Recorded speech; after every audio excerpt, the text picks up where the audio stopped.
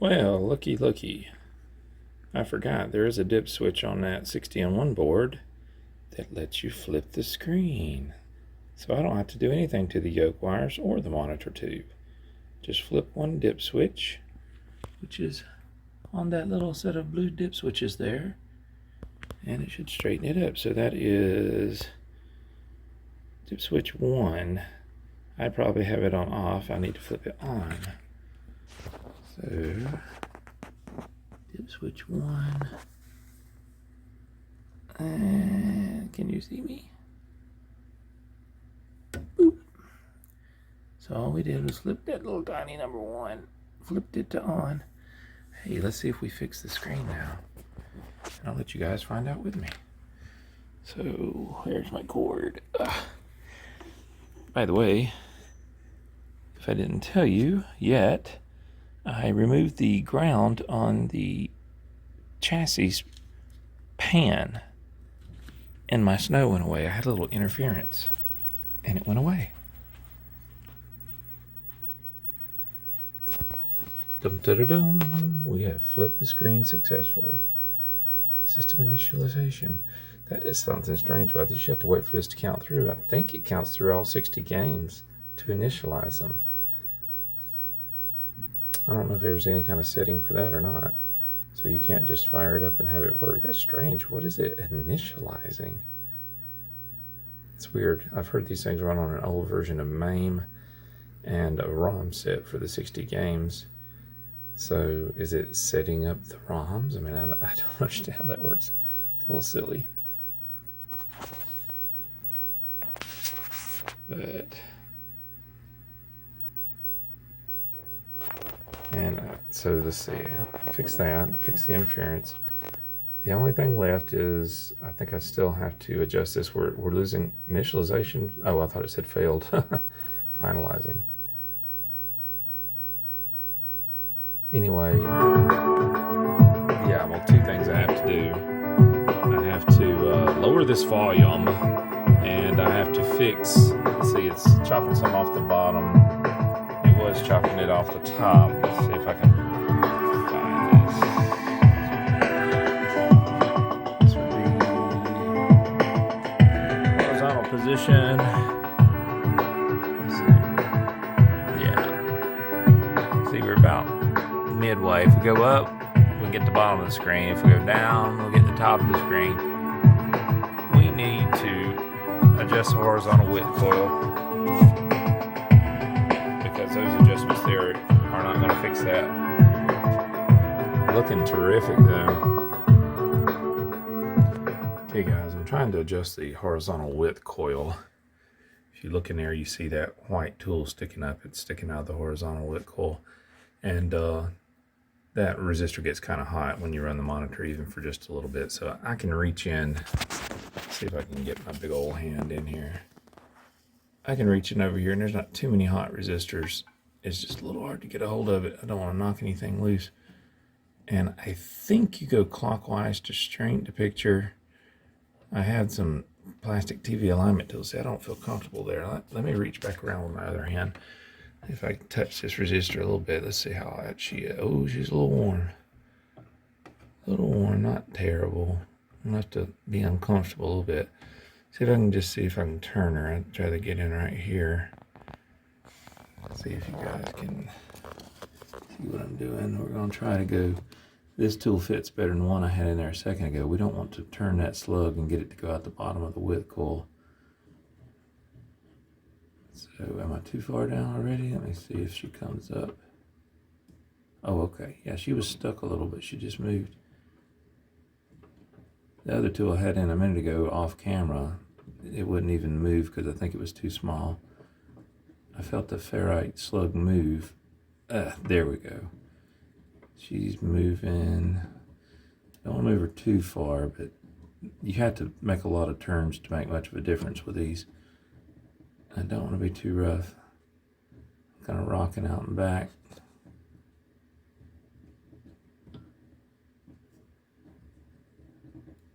Okay, let's see if that made a difference. I want to leave the tool in there. It doesn't bad. It's plastic. I did find out about the volume a second ago.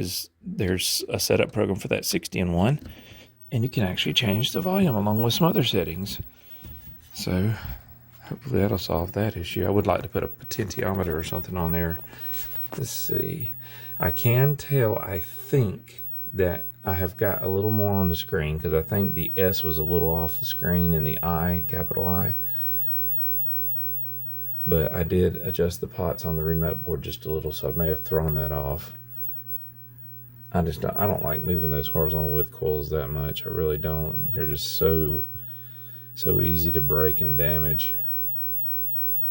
Don't ever do it with a metal Allen key or Allen wrench. I know you've heard people say that before, but just don't do it. Get you a set of those plastic TV alignment tools. I'm sure you can find them on freaking Amazon or eBay or AliExpress or something, which reminds me, I'm expecting a bunch of capacitors from AliExpress. I've never ordered from them before. It's supposed to be here soon. I know they're cheap Chinese caps, but I just wanted to see what they were like. They were cheap as all get out. Come on. I think I went the wrong way. Unless it didn't make any difference at all, because that's about what it looked like last time. Okay, I'll be back in a second, guys. I want to look up and see if somebody has put online if you're supposed to rotate clockwise or counterclockwise. I was going clockwise. Okay, guys, I think I've got this probably sorted. I was going the wrong way with the horizontal width coil. You have to go counterclockwise to shrink the picture. And like I say now, you know, that is really horizontal and this is vertical. So we're not really adjusting the vertical size up and down. We're adjusting the horizontal is what we're adjusting. So I took the width coil and I went counterclockwise, and it started shrinking enough to where I didn't have my stuff running off the top and bottom of the screen as this seems, because this is a sideways mounted monitor. I think I've got it now. We should have just a little black on the top and the bottom. Let me back up so you guys can kind of see. Well, I say black, I mean the words aren't running off the screen. So let's pick a game and see.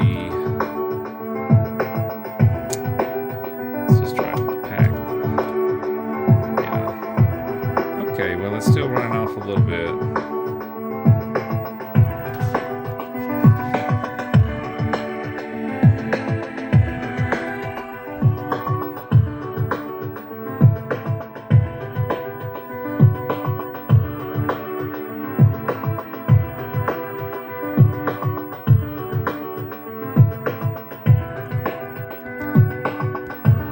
Still ain't quite there. Need to adjust it a little bit more. And I found out to enter test menu on here, you don't necessarily have to have your service button hooked up and dip switch on the 16-1 board.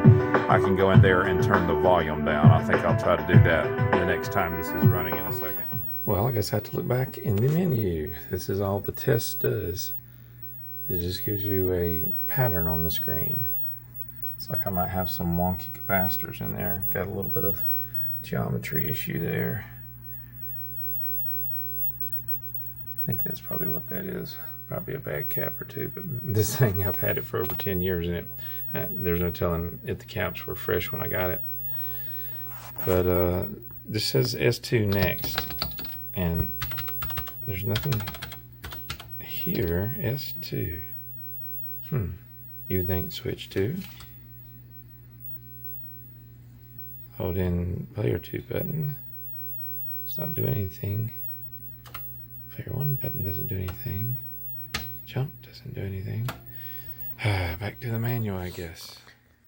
Well, guys, it seems to get out of that one test screen. You have to use the test switch.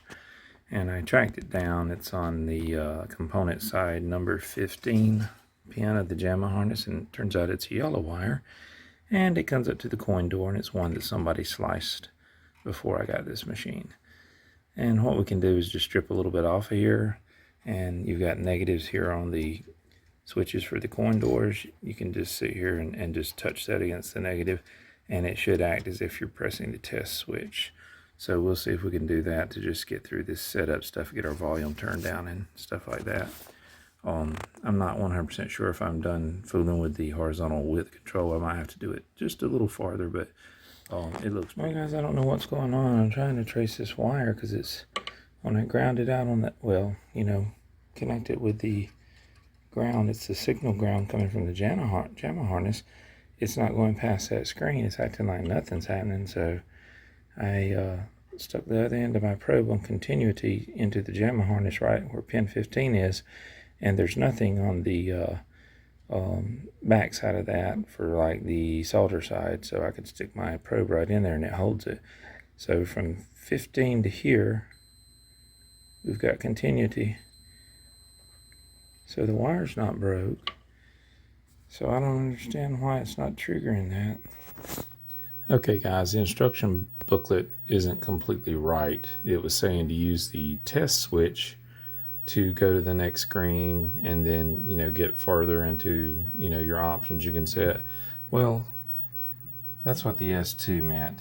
It wants you to use the second player button for player 1, and that is the third button. Like, you know, we only have one on this panel, and that's jump.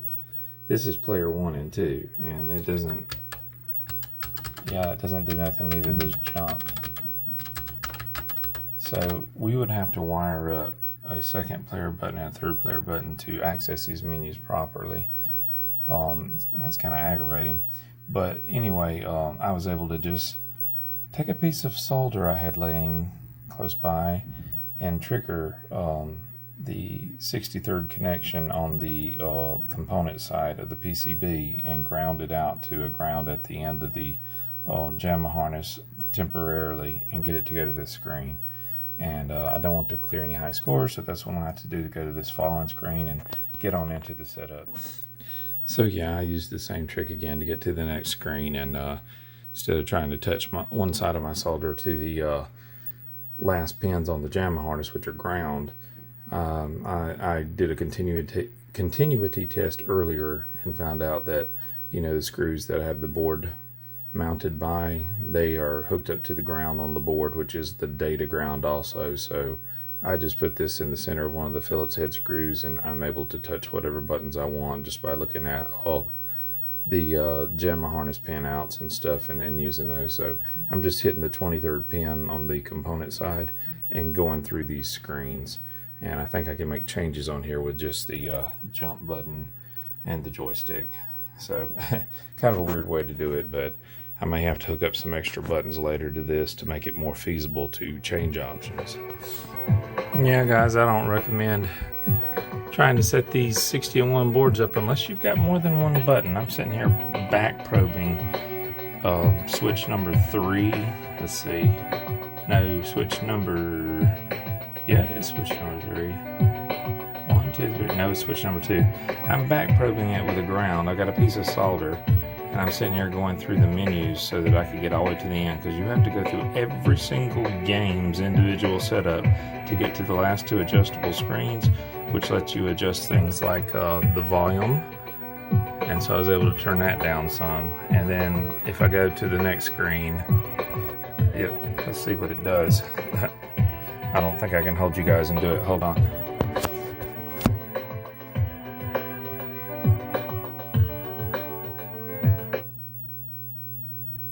Okay, this is an I/O test screen. That should be the final screen. Yeah, it says S3 last. I don't understand that. Because see, S3, anytime you press that, it says it's last, so it should go to the screen before the last screen. And when I done it, it took me all the way back to the first screen just a few moments ago. So yeah, the instructions for this are a little iffy, so you kind of got to figure out some of it yourself. But once you get it set up like you want, it's probably no big deal. But you can go in to each game, disable it, enable it, go in just like you were doing the dip switches on each game. Like if you had the real Pac-Man board and there were dip switches for setting things like bonuses or how many extra lives you get, you can go through these menus and do that. But if you wanted to keep an original panel like this with just one button and maybe player 1 and 2 start, I would suggest maybe inside the cabinet putting the extra buttons for the second and third button for player 1 so that you can go through these menus more easily. I thought I could simply put in a test switch in the front and do it, maybe because that's what the instructions say, but the test switch wasn't doing anything. So I imagine once I get out of these menus, out of this setup, it probably will trigger a test if I press a test switch that I might install. But it said when you're running this board, if you have a test switch in your cabinet, it only does simple things like show you a screen where you can adjust like your colors and your horizontal width and your vertical width and stuff. And it seems like there was one more thing. Can't remember what it was. I hope it's volume. If not, I'm going to have to tap into the 2 pins for volume up and down, and put probably individual tiny push buttons for volume up and down on this cabinet.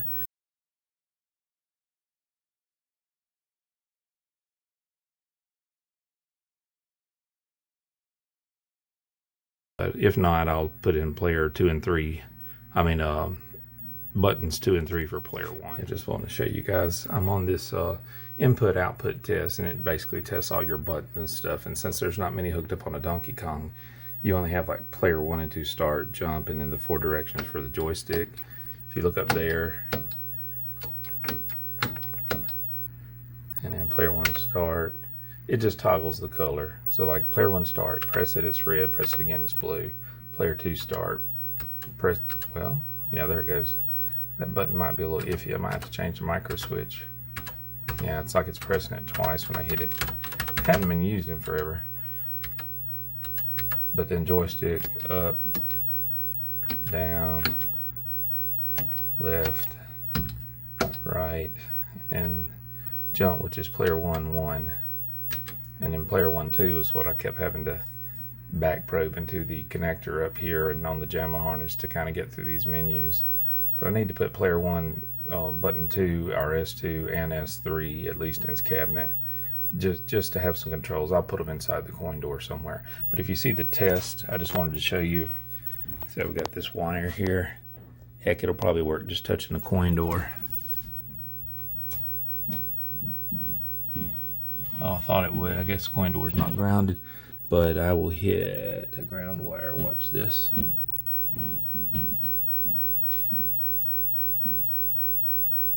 There it is. I'm just hitting it by hand, touching the black wire that goes to the coin mech. So my yellow wire's fine. I can hook that to a test switch if I want to. Yeah, still tinkering with it a little bit, guys.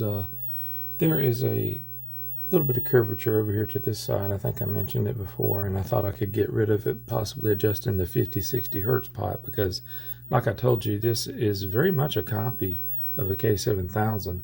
And that's a pot on those that will cause a little bit of kind of fold over at the top. And see, you got to consider this kind of like the top of the monitor, because if it's laying down on its side, I think this would be kind of the top. But the 50-60 hertz pot will affect the top and the bottom of a screen, you know, if this was turned horizontal.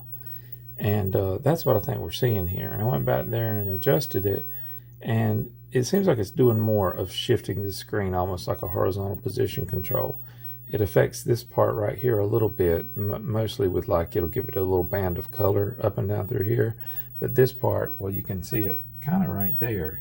Can you see that little bit of curvature? Well, right before the picture changed. It's not super noticeable in most games. You can just kind of see it there. It doesn't look flat at the end, like looks like it comes across here, and then like you get a little bit of a bulge there.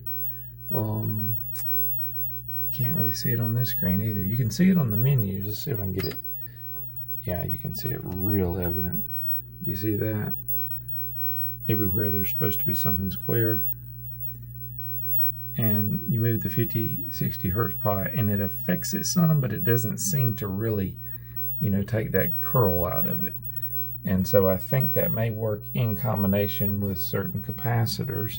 And since this is, like I said, it's been over 10 years since I even brought the cabinet home that had this monitor in it, and then it was taken out and just stored, the capacitors might have already been drying up in it. They look good. I don't see any, you know, domed or bulged caps, anything leaking or anything like that. But that doesn't mean it doesn't need a capacitor kit. But I can live with it right now. In the games, you can't really tell it. To be honest, it's just more evident in the menu. That's where I can tell it. But everything else looks pretty good.